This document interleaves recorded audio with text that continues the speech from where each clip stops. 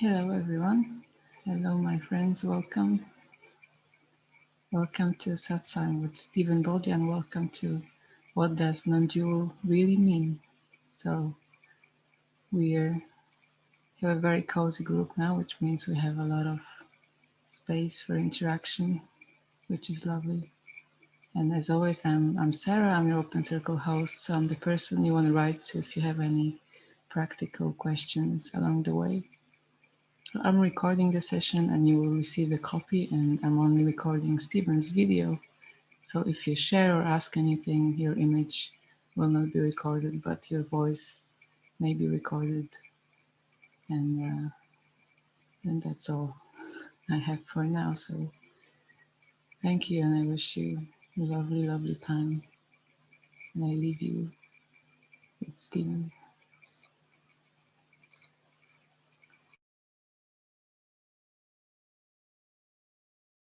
Whoops, there we are. Sorry, I was muted. Thank you, Sarah. Very good. Well, it looks like this may be a very small group, and that could be quite cozy, as Sarah said. So there'll be plenty of time to ask any questions and share together. So let's begin as we usually do with some meditation, and then we'll explore the theme of non-dualism, non-dual, what that means for a little bit, and then we'll open it up for dialogue, discussion, Q&A, whatever you'd like to share. So let's begin by sitting quietly and settling.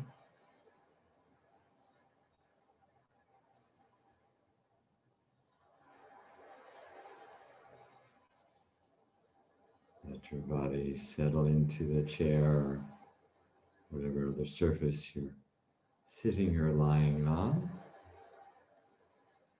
No need to hold yourself up.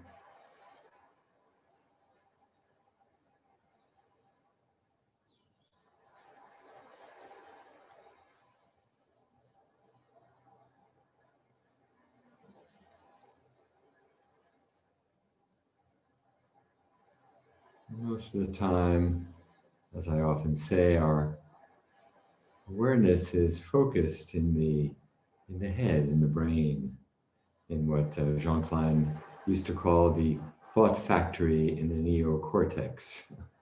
So just notice where your attention is localized or fixated.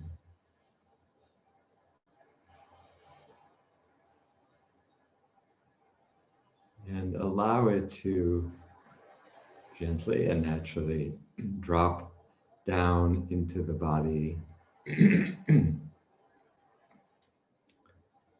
into your bodily sensations.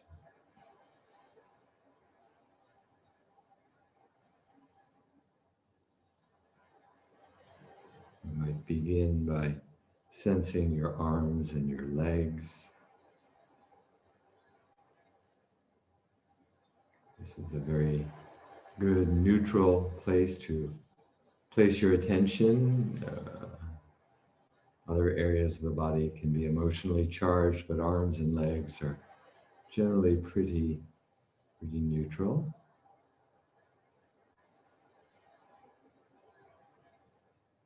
And as you rest your awareness in your body, notice what happens, how it affects you.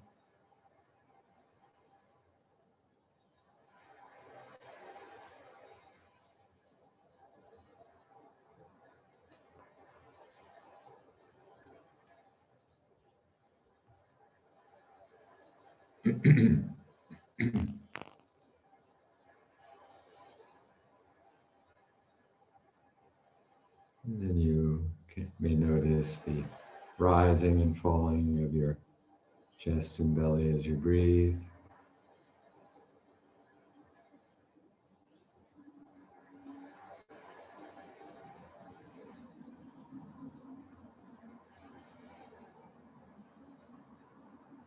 Allow your awareness to enter into, to join your experience, not sensing from above, but sensing from inside your experience.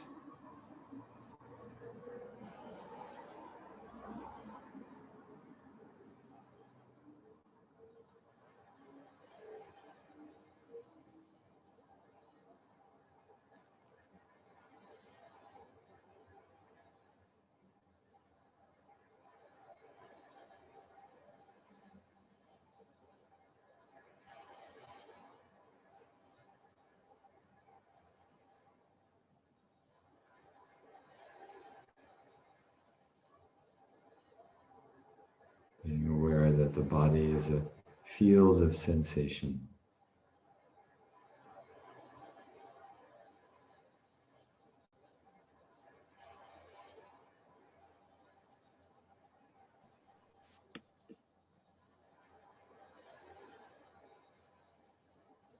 Constantly shifting and changing.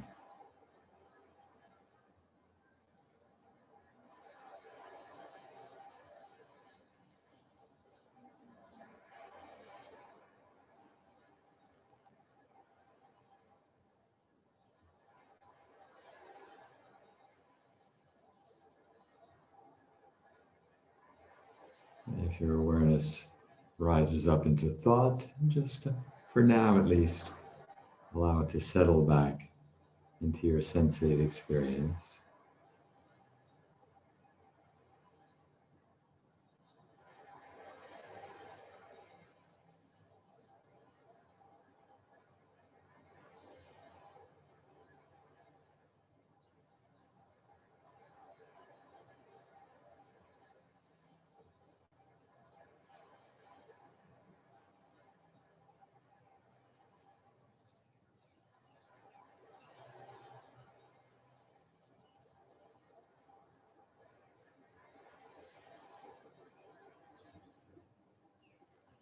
And then you may notice that awareness naturally expands and extends beyond the boundaries of the body, continuing to sense beyond the body, opening wider and wider, naturally opening to all sensation inside and outside the body. This is embodied presence, being present for what is in an embodied way.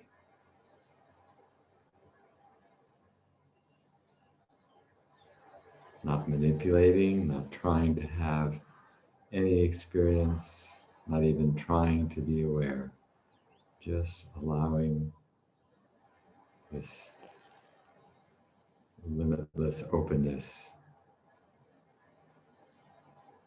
this presence.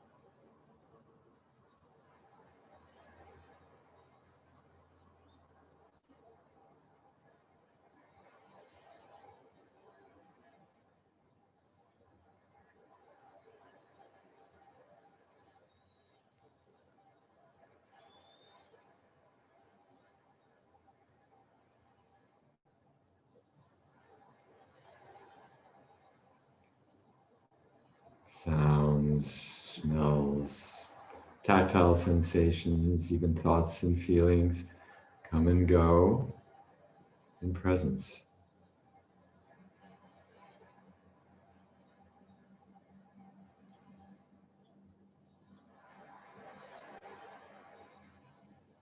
Just let everything be as it is. You are the openness in which everything's arising.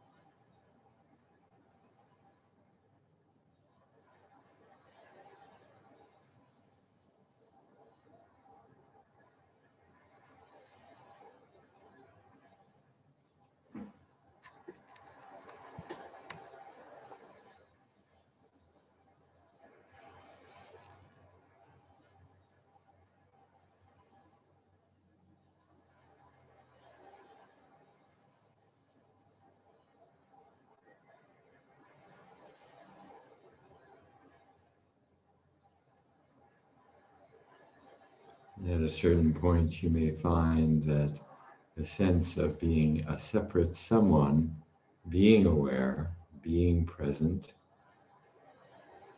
falls away. And there's only presence, only what is, without a separate someone experiencing it, experiencing what is. Just this.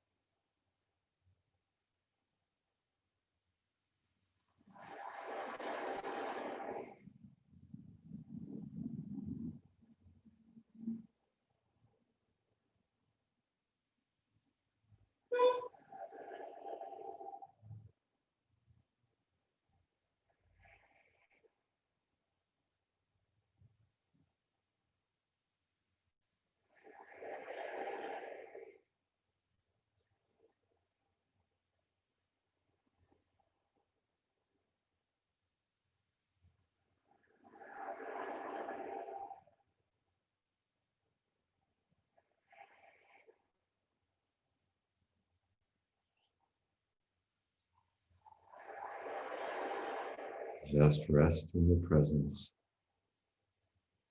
Yeah.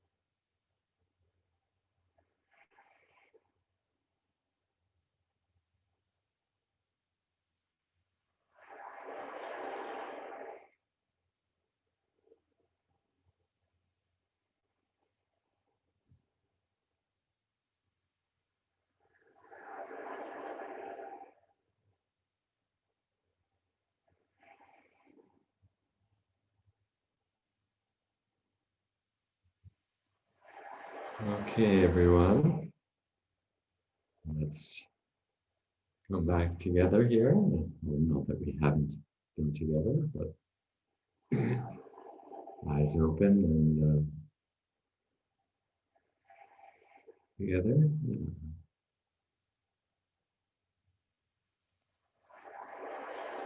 So I'm going to talk a little about non-dual and non-duality, and then we'll have plenty of time for dialogue. The meditation we just did is a kind of entry point into the non-dual experience. There are different ways to approach it, as I'll talk about. I was prompted to make this the topic of this satsang. You know, I offer occasional satsangs, and I thought it'd be fun to talk about this. There's a lovely book by a guy named David Loy, who's primarily a Buddhist philosopher and academic, and he has a book called Non-Duality in Buddhism and Other Religions, or something like that, which is quite interesting, a little bit mental, but the distinctions in Buddhism and beyond, distinctions are very interesting. So I thought I would share some of those and also talk about what non-dualism and non-dual is and isn't, and the different ways of experiencing it. And then I'll turn it over to you and invite you to talk about what you may have considered your non-dual experiences or experience, what it means to you, and then we can also dialogue about it. Huh? So, obviously, non-dual means not two, and Advaita, we hear that word quite a bit, Advaita Vedanta. Vedanta, as you may know, is really the entire Hindu spiritual tradition subsequent to the Vedas. Everything in the Upanishads and related texts is Vedanta, but not all of it is Advaita. Advaita meaning non-dual, right? So non-dual Vedanta is what we're most interested in the West. And basically, the teaching of Advaita is that everything is the self. Huh? So you can say, so different ways of expressing this would be there's one being, one self, appearing in a multitude of forms. Some traditions would say those forms are illusory. Others would say they are the play of the one in form, slightly different ways of expressing it. Ultimately, you could say they're pointing to the same thing, but they're definitely different. Another way of approaching this, and again, this would be also another way of experiencing it, would be one essence pervading all of reality. So everywhere I look, there is a sense of everything is expressing, radiating this one essence, right? Another way it may be approached or experienced is as an ocean, boundless ocean with innumerable waves. Each of the forms are waves in this boundless ocean, but I know myself and everything to be the ocean fundamentally, non-dual, right? Just one ocean of being with a variety of different forms in manifestation, okay? Another metaphor, and I'll explain how these relate to actual experiences, would be the sky, right? The limitless, boundless sky that embraces everything in the space of openness. Huh? Another way of approaching or describing the non-dual experience. So, what I would say is experientially.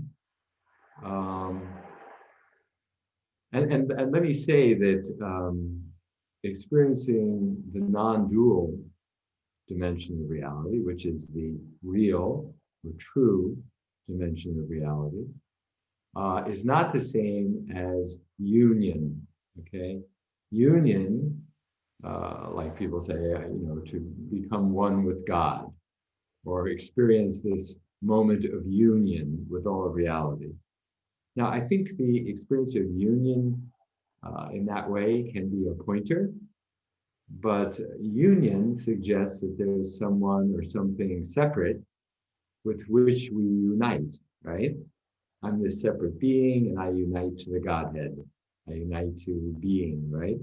But the non-dual that we're describing is the recognition that there never has been separation, that intrinsically there is no separation, and that's recognized. And again, there are different ways of recognizing it, which we'll talk about. But so it's different from union. A lot of the Western spirituality, for example, will talk about union with God. Right? But still, God is conceived of as a separate being, and I, as this soul, am uniting with the Godhead. What we're pointing to is even deeper, I would say. We've never been separate from the one. The one is who we are fundamentally. This that we take ourselves to be is an expression of that one. And in essence, we are this one, not two, not separate, right? So I would say that the experience this one being like the ocean is kind of like how we would experience it in the lower chakras, like this interpenetrating fluid flow of experience that is experienced as embodied presence, a seamless embodied presence in which there are no gaps and no separation. So again, they all run together, they're all interpenetrating, but these again are slight distinctions, right? So we can have a very visceral sense of that one with the ocean of being. We feel that in our lower chakras, a sense of, like of interpenetration and flow. Huh? Then the experience in the upper chakras would be like space, boundless openness, boundless space, like the sky, big and bright and open and all inclusive. This is also not two, non-dual, yeah? Just experience in a slightly different way. Again, and we're talking about experience, just ways we approach it, entry points, huh? Given our temperament, our makeup, our predispositions, we will experience it in different ways. Or we may experience it predominantly in one way, others in other ways. And at the heart level, we say that there are the upper chakras, the heart, and the lower chakras, as it's often described and talked about. At the heart level, we experience it all as one love, as Bob Marley put it, the one love that's all pervasive, and that we are this one love. Huh? These are all experiences of, glimpses of the non-dual nature of reality, coming at it from a slightly different direction, right? In the course of our unfolding, our awakening, we may experience it from these different perspectives, different aspects of the one, facets of the one jewel of reality. Huh?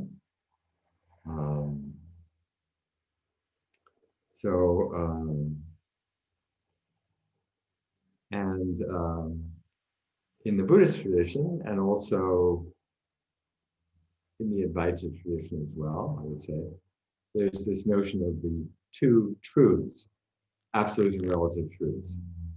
Absolute truth is, everything is one, inseparable. There's only this being, just this.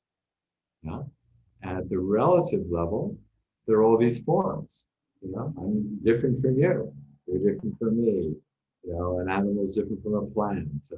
We have all of these distinctions that we abide by in our everyday life, and that is true as well, simultaneously with a deeper reality. Form is emptiness, emptiness is form. Okay, and to be able to know that we're both a human being with this particular body mind and these particular inclinations and predilections, and at the same time we are the one incarnate, the one expressing itself in this body mind, right? So these are the two truths which are simultaneously true and paradoxically true, right? Paradox is the nature of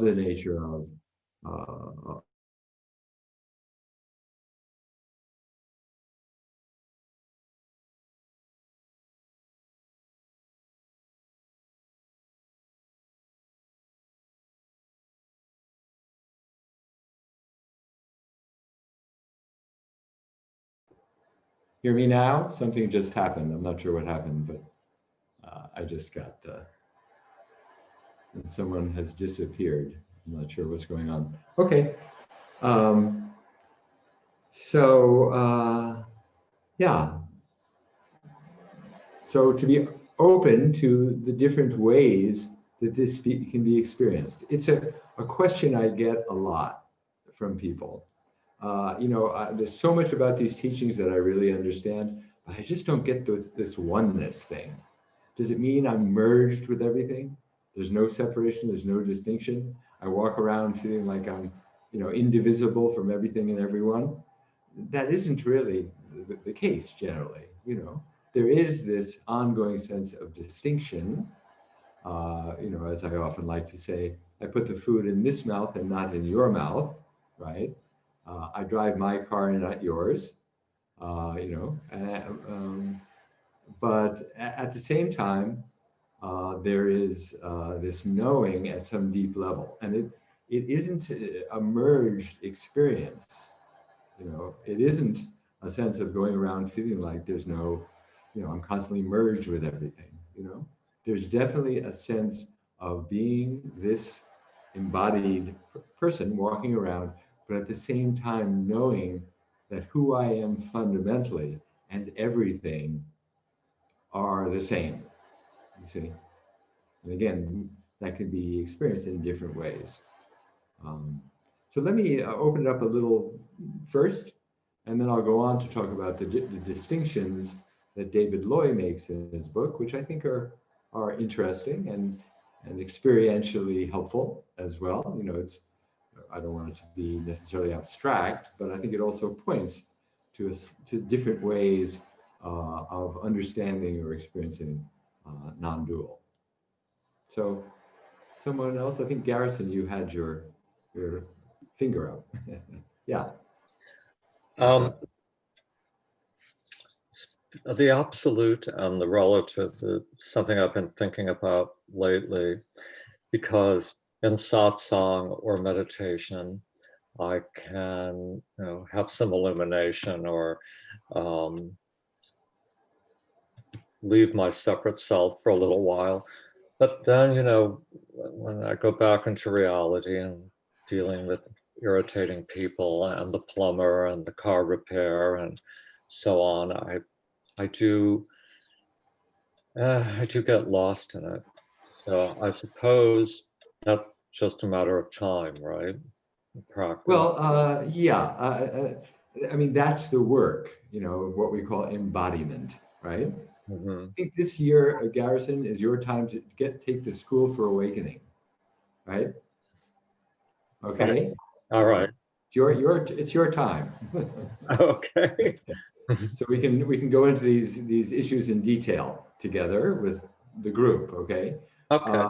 Because this is the embodiment piece. So the way it goes is that we have a glimpse, or even deeper than a glimpse, a deep awakening to the truth of our being. And then we go out into the world, and the plumber and the car repair person irritate us, and we get worried about our finances, and whatever.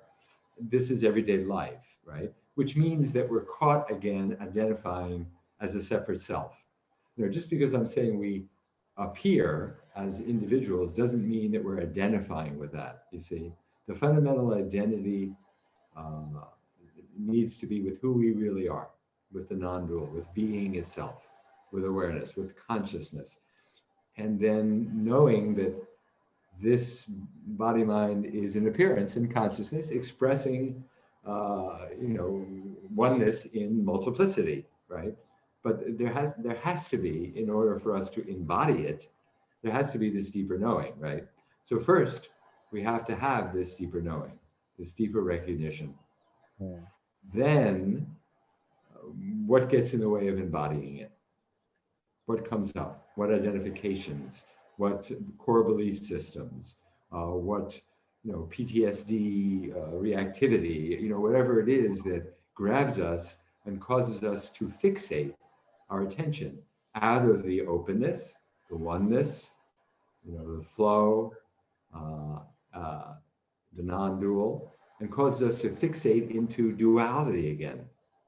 Traps us in that dual view, right? Right. So that's where the embodiment. But first, we have to have a clear recognition of what we're embodying, basically, who we are fundamentally. And then we can do the work of embodying, which generally then means investigating in some dynamic way what gets in the way, right? As they say, the real work is off the cushion, right? Real work is off the cushion. Off the cushion. I want to ask you one more thing while we're on this subject.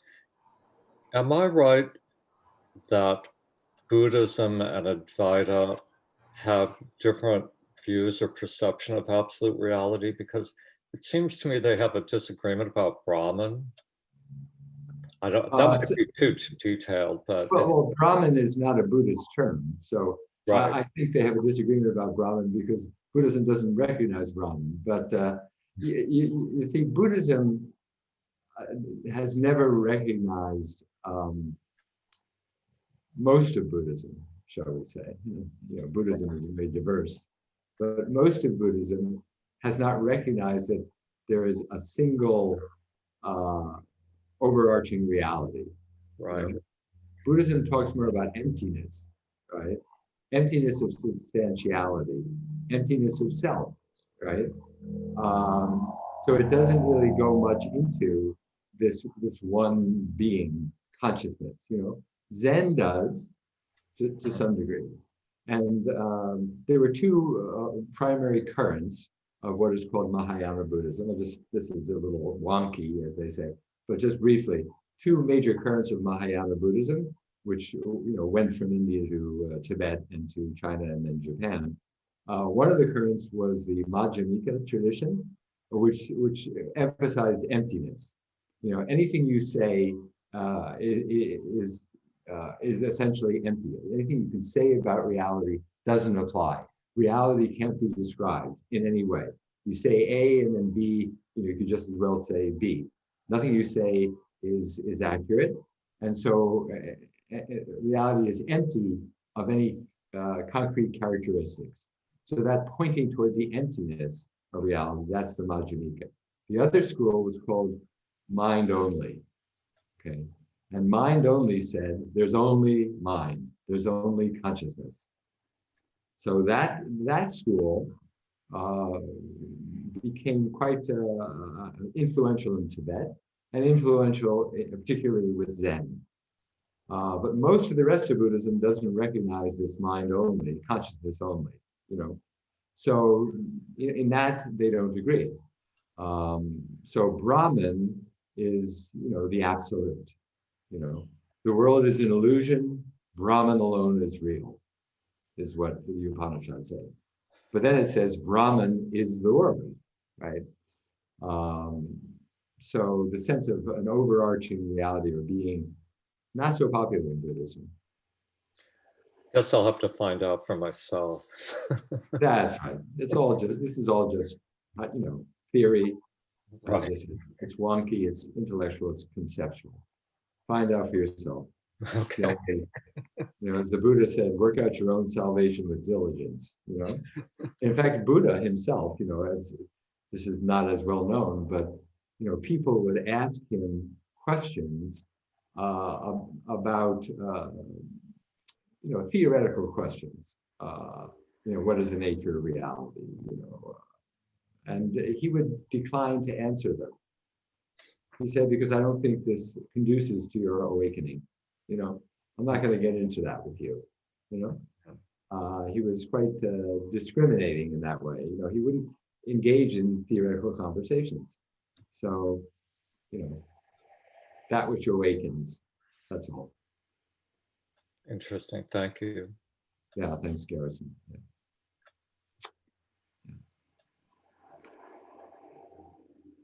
Anyone else have any questions about this thus far? And we'll talk a little more. We're such a small group. Hopefully you'll have some questions. If not, then we'll just sit quietly because I only have so much to say, Rather, don't want to talk too much. But let's talk a little about what David Loy has to say, which I found fascinating. And then we'll see what else we want to, and of course, we don't need only talk about non-duality. Once I'm done talking about this, I'm open to anything you want to ask about or share in this whole vein of who we really are. So the three kinds of duality that David Lloyd talks about that run through Buddhism, Taoism, and Advaita Vedanta are the non-duality of conceptual thinking. In other words, not asserting anything, as I was talking about the Majjhimika, not asserting anything about reality, not pretending that you can say anything, within the dualistic frame, right? This is right and that's wrong. This is a success and that's a failure. This is good and that's bad, to superimposing our dualistic view on reality, then obviously makes us prone to seeing the world in that way, which then affects our ability to experience reality in a non-dual way. So the first one is the tendency to think dualistically, and the recommendation is to let go of dualistic thinking and open to non-dual perception, non-dual experiencing of reality, free of dualistic concepts.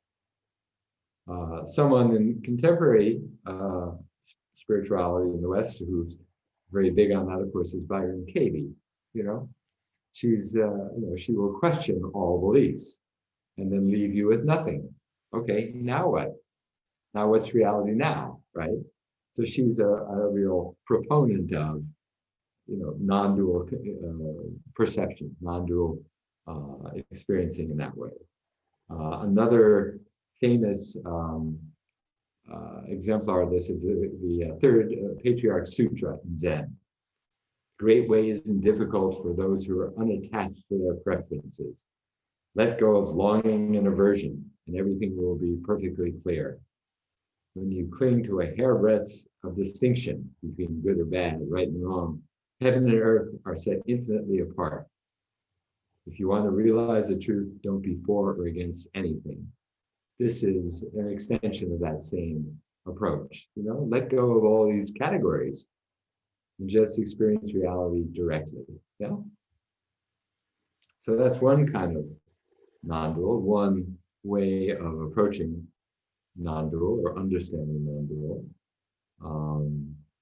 Another, the second, which is intimately related to that, is to realize that reality is just one whole, one single reality. The so-called plurality is just an arising, an illusion, a manifestation, but the only truth is the self. Of course, Ramana Maharshi was the great exemplar of this. There's only the self,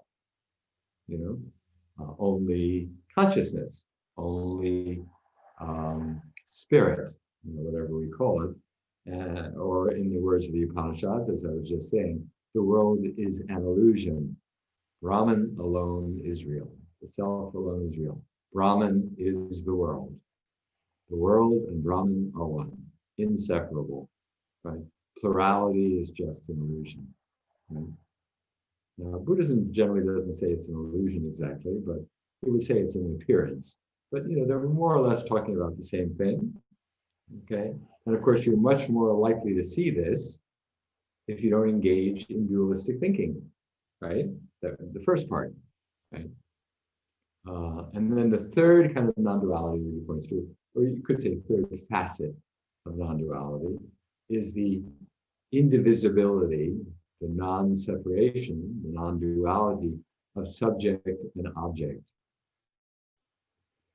Subject and object are not two. That which is seeing, that which is seen are inseparable. And then you realize that there's no separate seer seeing anything. There's just seeing. There's just perceiving.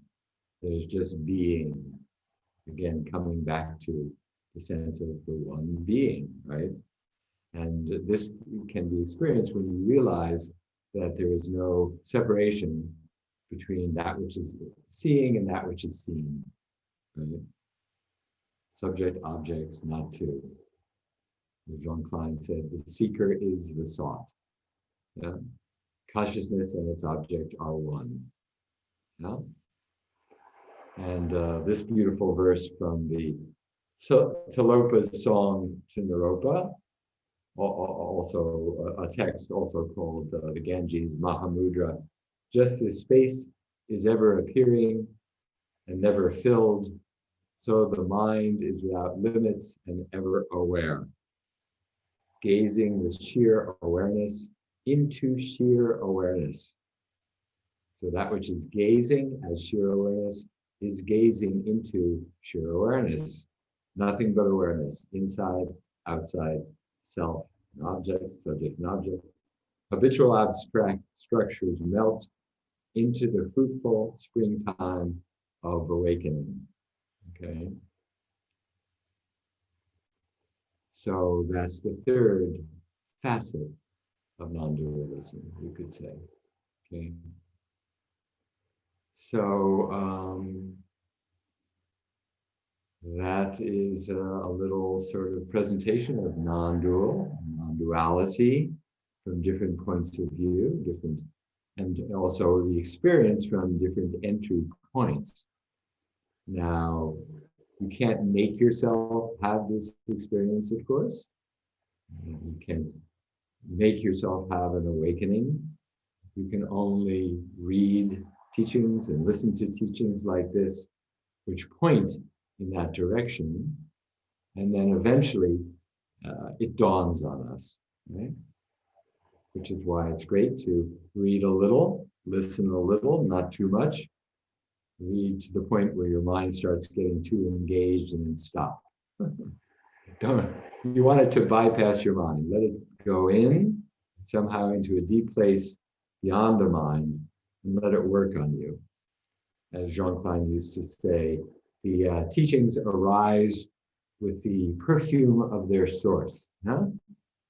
They're wet with the moisture of truth, and let them enter you in the same way and have their way with you. You know.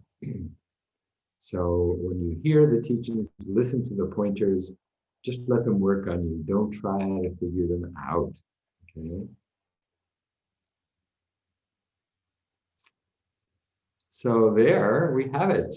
There's a little presentation on non-dual, and now I give it over to you for questions, sharing, discussion.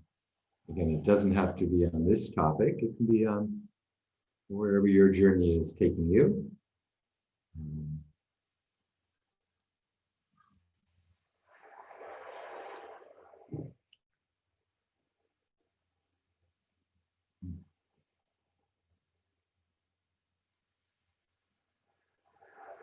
Hey, Garrison, you have something else? Yes, first I want to say I love the sound of the surf outside your window there. Oh, thank you. Yes. It's very comforting. Yeah. In terms of practice, so in Advaita, we have a teacher who points to it. But in Buddhism is a whole other thing. Well, in Buddhism, you have a teacher too who points. Right. But then there's all the meditation. All the meditation, yeah. And all the many lists, which my mind's swirling at the moment. The 3 this and the 5 this and the 8 this. But do you feel, I think I've heard this said about from Advaita people, that the practice of Buddhism or meditation reinforces the separate self? It can, yeah. And that's what my book, Beyond Mindfulness, is about.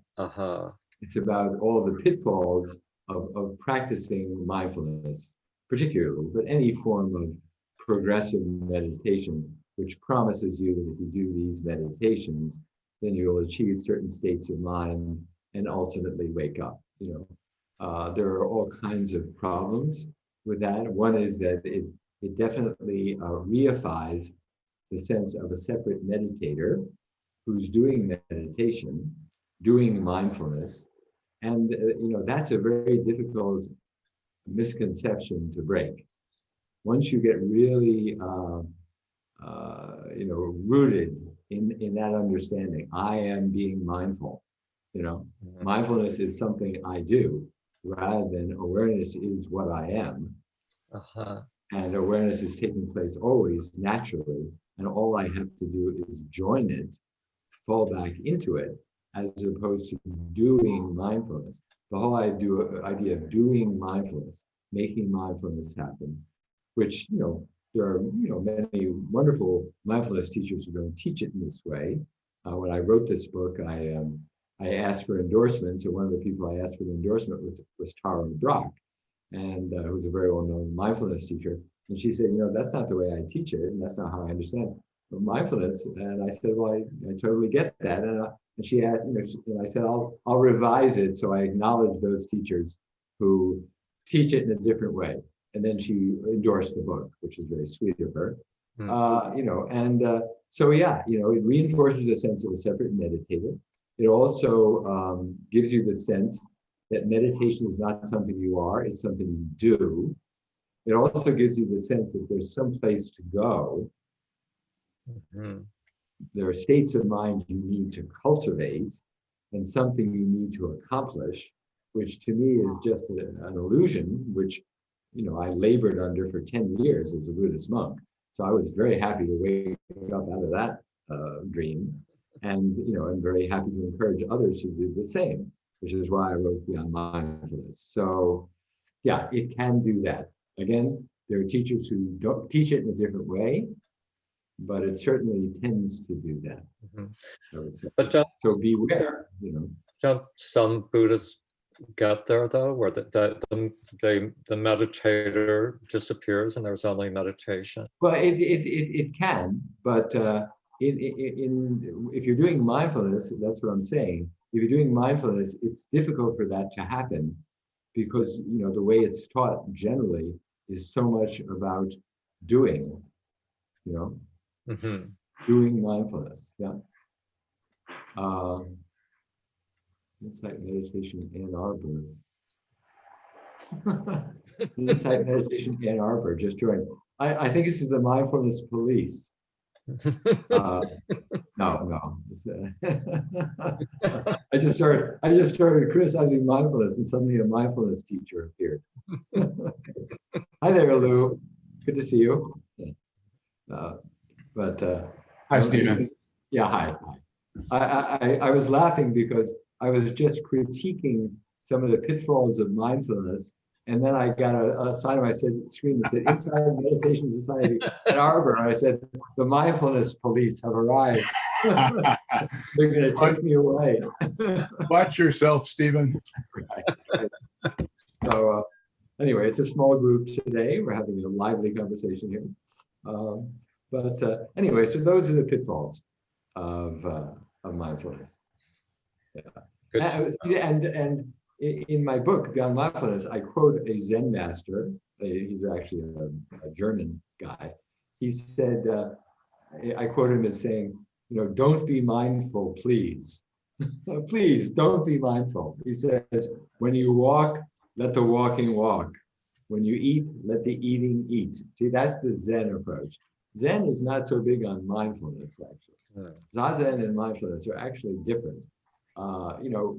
We're kind of taught mindfulness early on, but at a certain point you let go of the mindfulness part and you just be. So Zen has a mindfulness base, but it kind of goes beyond mindfulness, which is a good thing, I think. Yeah. There's a lot to sort through. Well, don't do too much sorting. Just enjoy this moment, and come back to the glimpse that you've had, or glimpses. Yes. And rest there. Yeah, I've been trying to rest in not knowing. That's good. Yeah. Yeah, not knowing is good. Thanks. As the old koan goes, not knowing is the most intimate. So it's the most intimate, the most non-dual. Because knowing creates a duality between the one who knows and that which is known, right? So not knowing, which is really stressed in Zen, don't know mind, Sung San's way of teaching, beginner's mind, Suzuki Roshi, is all stressing no mind, don't know, not knowing. And that is, the most intimate. That's the non-dual way of experiencing prajna. Yeah. So yeah, not knowing is the best entry point. Actually. Well, here I am. Thanks. There you are. Good. just be don't know, as some son used to say.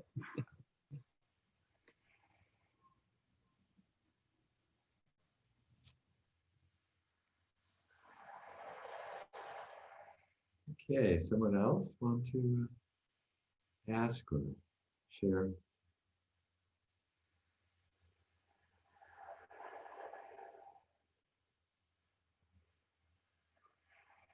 You can sit quietly until something arises.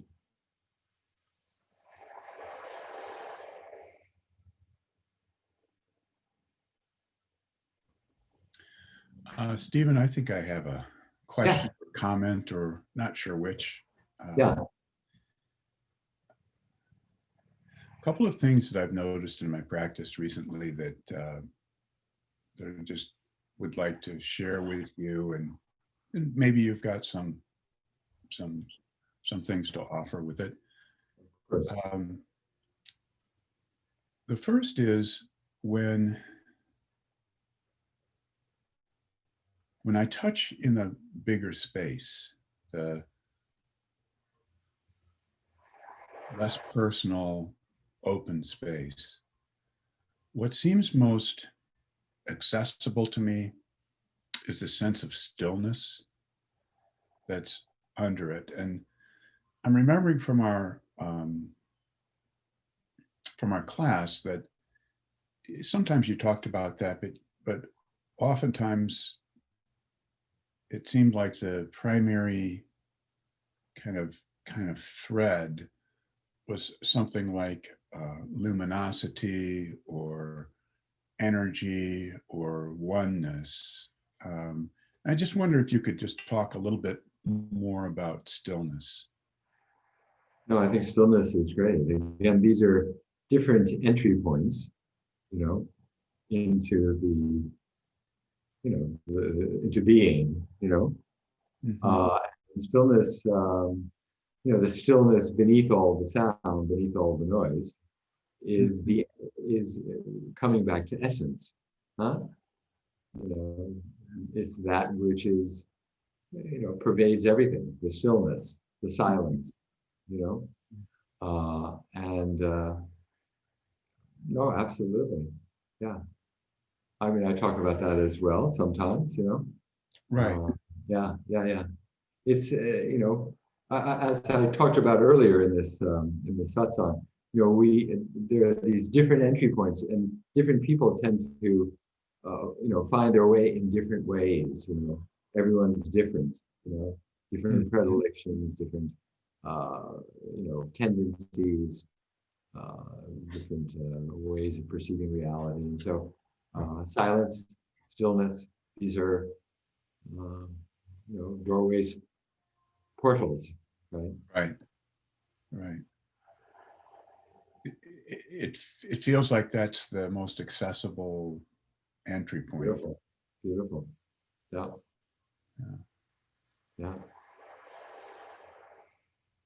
The other thing that I just wanted to just share with you a little bit, and I'm not sure if there's a question here or not, is that I've noticed something in the last few months has fallen away around making decisions and deciding what projects to do and what not to do and how to spend my time. And it seems much easier lately.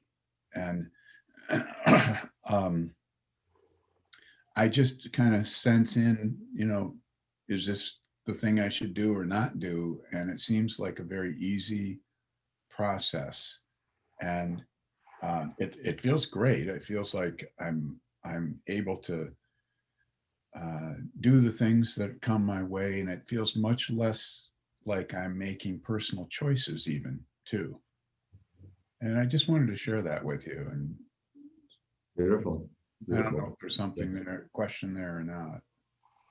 No, I think as we become more aligned with presence, because I know you know what presence means from your own, your own practice background as well through the diamond approach. As we let presence lead us, right, things just take their natural course, right? Mm-hmm. Things just open up and unfold in this kind of mysterious way, and we're led. Presence leads, Mm-hmm. So it sounds like you're experiencing that more and more. Yeah, it's feeling much more that way. Yeah. Beautiful. Yeah, thank you, Stephen. Thanks, Lou. Great to see you. Yeah, it's good to see you. I'm glad to be here. Yeah, because you could join us.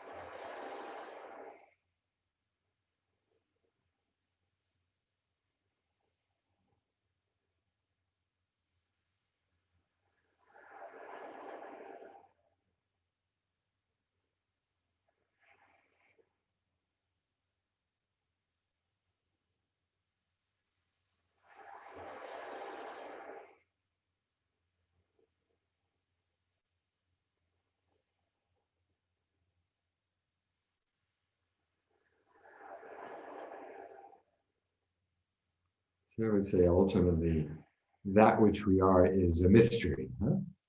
And these different portals are just doorways into the mystery, and the doorways have different qualities, but the mystery, is limitless and vast and constantly unfolding.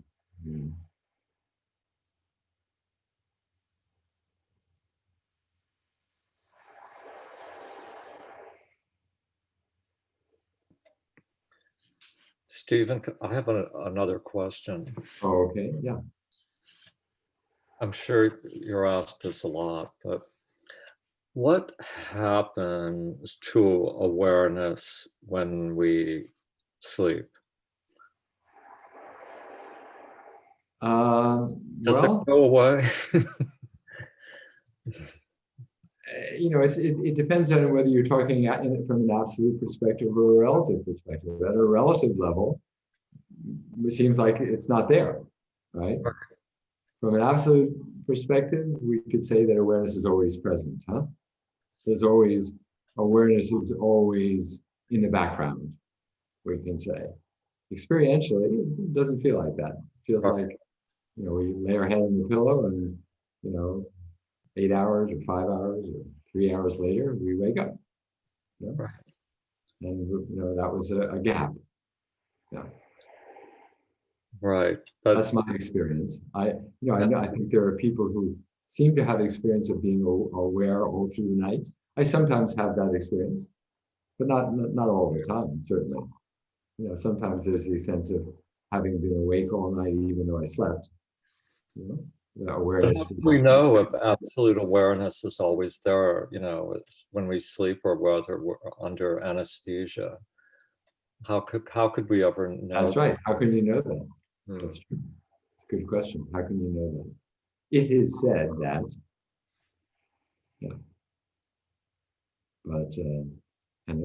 but not my experience most of the time. Mm-hmm. But if we understand that everything is awareness,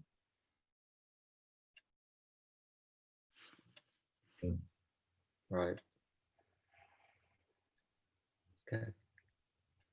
Thanks. Thanks. Yeah. Again, this, it's a theoretical question. What is important is, most important is, what is your ongoing experience now? Are you able to come home to presence? Come home to awareness, to a home ground of openness and awareness. That's what's most important.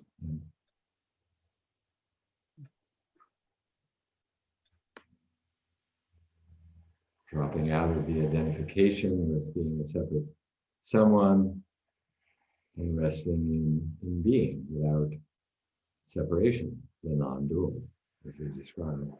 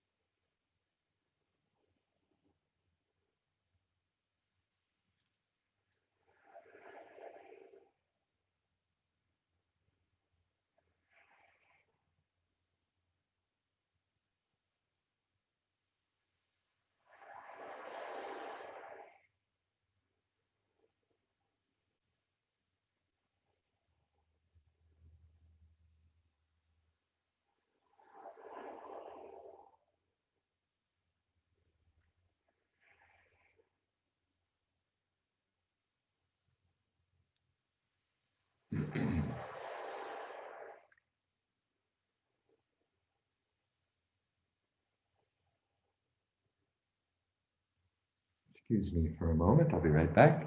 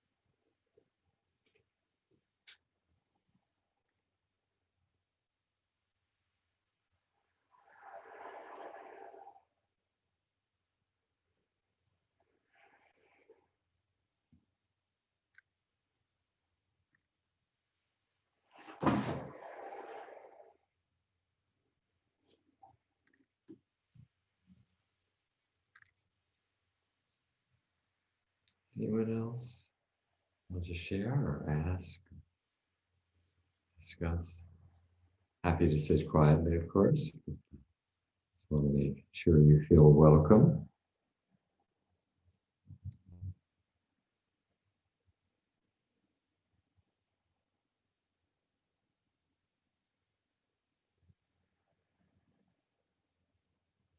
And the fundamental question is, what is this? Huh?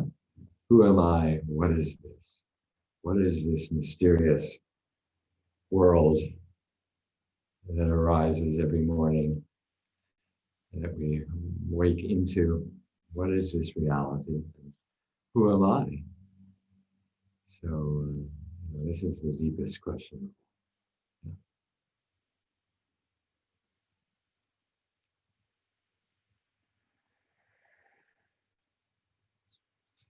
Once we know that through and through without question, our life is irrevocably changed. transformed.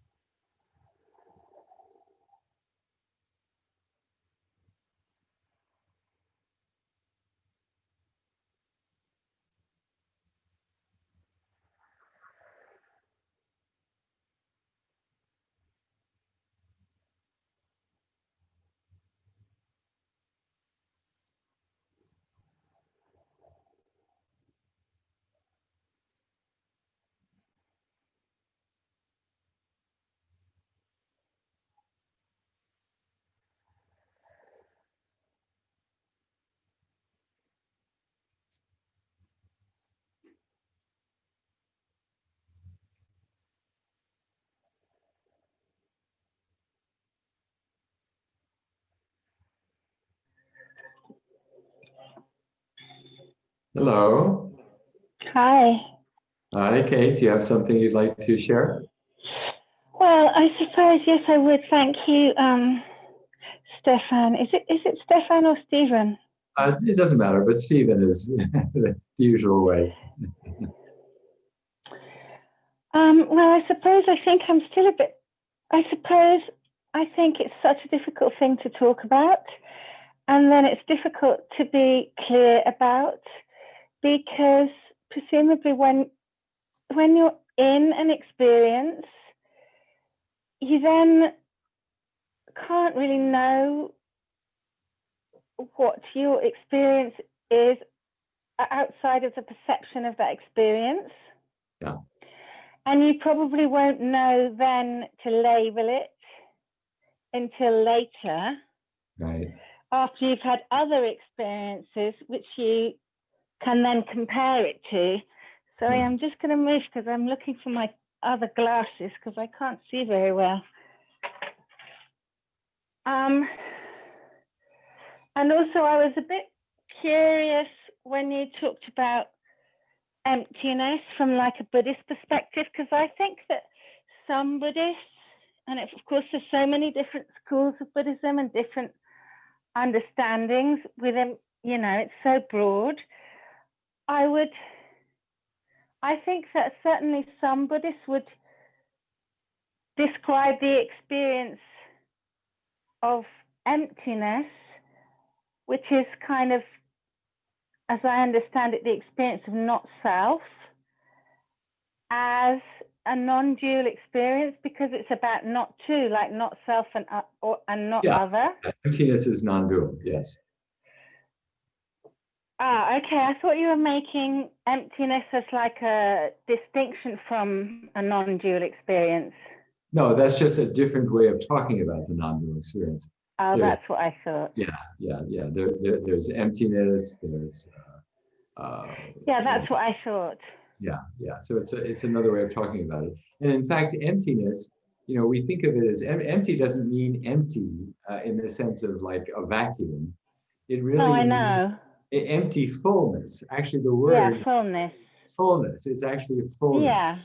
Yeah. It's confusing. I mean, that's why I think it's very hard, because we have to use words. You're using words to describe the wordless. You're using descriptions to describe the indescribable. So when they say, like you mentioned, the Sin Sing Ming of the third Zen patriarch, at the end he goes words. He doesn't. He says words. There is no language, or something like that. You know it very well. Yes, indeed. You know, he says, like throw it all away. Throw it all away. Yeah, words. There's no language. You know. So, I mean, it's like, because I think, okay, well, I've had this sort of experience, and it felt like at the time an experience of being one with everything, oneness. And then you saying, oh, but an experience of non-duality isn't an experience of merging. Yeah, it's an experience. Because another time you might have an experience that feels like an experience of merging, or for me, I might describe an experience where it felt like what I was looking at was looking back at me. I don't mean like a thing. I mean just like the universe, the sea, or whatever. Just like there not being any separation between what's outside of you and what's inside of you. Well, I would say that would correspond to what I talked about. Subject and object are not two, or non-dual. Gazing with sheer awareness into sheer awareness. That's what. But to me, that felt, yes. But to me, the other experience that I talked about as suddenly feeling. You see, to me, I think it'd be interesting to read David Loy's description, because I haven't read those books, those distinctions he makes. But even then, I'm kind of befuddled, because I think, well, David Loy, he very specifically identifies himself as a Buddhist. So then now I'm thinking, well, how come he's writing this book? I mean, well, I'd have to read the book, I guess, but if he's talking about the non-dual in different traditions, is he saying they're different, or is he saying they're the same, including within Buddhism? Well, in a certain way, it doesn't matter, because as I said, and as I was saying to Garrison, what matters is your understanding. So, you know, what David Loy says is just a pointer. You know, it's a passing interest. What's most important is your knowing of who you really are, without doubt, so you can resolve your doubt, because it sounds like there's a lot of doubt there. And you know, the other thing is that experiences come and go. what remains is what's important. You know, what remains after all the experiences have come and gone? The experiences themselves are just pointers to that which is beyond experience, right? And so forget the experiences. What is your experience now? What do you know to be true now? See? That's Well, what's important. sure, but just to ask another, just to think on another point, like, it seems to me that what you were saying about, you know, everything isn't all one, and we're not all, everything doesn't become merged, everything doesn't become just one thing, because obviously there's a body over there and a body over here and a mouse over there and a mouse over here and a car over there that's your car and my car, etc. It doesn't become one thing. It already is. So it doesn't become one thing. So how I was thinking of it when you were talking about that was that you kind of, your small self, if you like, because again, it's impossible to use any language or concepts really, but say your sense of your smaller identity and self dissolves into a larger field. Your field expands so that you're then part of what you like as the field. And then you are just kind of able to operate within that field as an individual, but without being identified with your personality. The thing is, Kate, that's not something that you do. It's already happening. That's a description of reality right now. Yeah, that's what I was asking you. Is that sound about right? Yeah, but that's not something you need to experience or that you need to have happen. See, when you talk about it, you say you merge into reality and you do this and you do that. There's nothing to be done. Just recognize what's happening now. That's happening now. You see, there's no place to go. It's all here right now. Okay. So all this, you know, this other stuff is, you know, that's why I say don't take, you know, put too much, you know, emphasis on what David Loy says. They're just pointers. Yeah. What's important is your experience. And it's really not even about experience. It's about knowing what is true, recognizing what is already the case, right? But how do you know if you know? Because you might be thinking you're having this experience, but from another person's perspective, and you might be trying to describe it, but because everybody's like got their own individual ways of describing and experiencing things, how do you know if you know? Well, that's what I said. That's why the issue here is doubt.